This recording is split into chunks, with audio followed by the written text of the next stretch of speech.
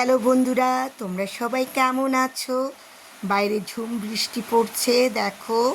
আর বৃষ্টির এই দৃশ্যগুলো অনেক সুন্দর লাগে জানালা দিয়ে দেখতে। তো আমার কাছে অনেক ভালো লেগেছে, তো সেটা একটু ভিডিও করলাম।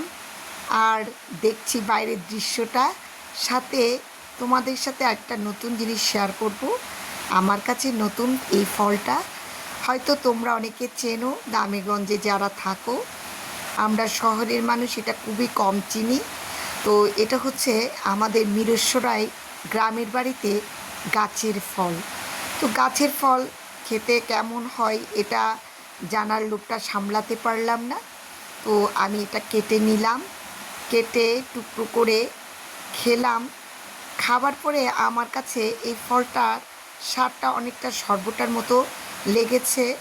সরবটাটাও কাটলে এমনই হয়, মাঝখানে বিচি থাকে, তবে সরবটার বিচিটা ছোট, এটার বিচিটা বড়। তো খেতে আমার কাছে মোটামুটি খারাপ লাগেনি নতুন ফল হিসাবে।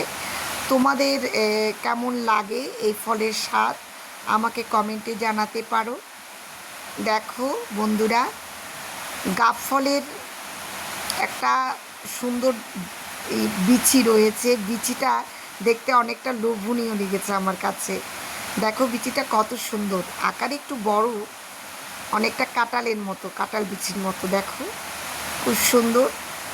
তো তোমরা কে কে গাব ফল খেয়েছো এবং তোমাদের কাছে এই ফল অন্য নামে পরিচিত থাকলে আমাকে জানাতে পারো কমেন্টে। তোমাদের কেমন লাগে এর স্বাদটা তাও আমাকে শেয়ার করতে পারো।